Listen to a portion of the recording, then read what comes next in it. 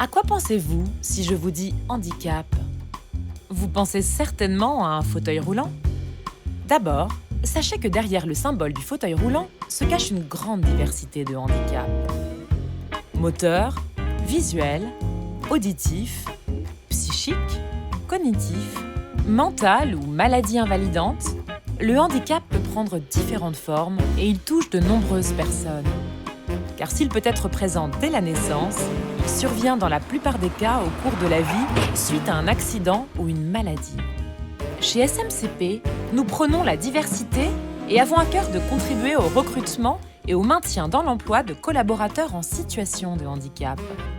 Sabrina a récemment rejoint l'équipe en tant que comptable. Lors de son entretien avec le service des ressources humaines, elle a tout de suite évoqué ses problèmes d'audition. Une formation a été proposée à son manager et à ses collègues afin de mieux connaître son handicap, d'adopter les bons gestes et d'apprendre les bases de la langue des signes. Mohamed est architecte au sein du groupe. Son médecin lui a récemment diagnostiqué une hépatite chronique qui lui provoque une sensation de fatigue générale. Ses horaires ont été adaptés pour qu'il puisse se reposer et se rendre à ses rendez-vous médicaux. Il se sent beaucoup mieux depuis qu'on lui a proposé ce nouveau rythme qui tient compte de son état de fatigue et lui permet de rester concentré durant toute sa journée de travail. Charles, qui est chef de projet informatique, est atteint de sclérose en plaques. Ayant de plus en plus de difficultés à se déplacer, des jours de télétravail supplémentaires lui ont été accordés, ce qui lui évite de nombreux trajets. Pour que ses collègues ne croient pas à des privilèges, Charles a décidé de leur parler de son handicap et il ressent depuis beaucoup plus de compréhension de leur part. Perrine, quant à elle, est juriste depuis plusieurs années dans l'entreprise. Elle souffre de diabète, mais n'a pas osé le signaler lors de son recrutement. Elle avait peur qu'on la considère comme moins compétente et que ça la pénalise dans son évolution professionnelle. Suite à une campagne de sensibilisation au handicap mise en place dans l'entreprise, Perrine a décidé d'en parler autour d'elle. Elle a été rassurée par les différentes réactions et une petite pièce est désormais à sa disposition pour qu'elle puisse s'isoler et prendre son traitement à heure fixe.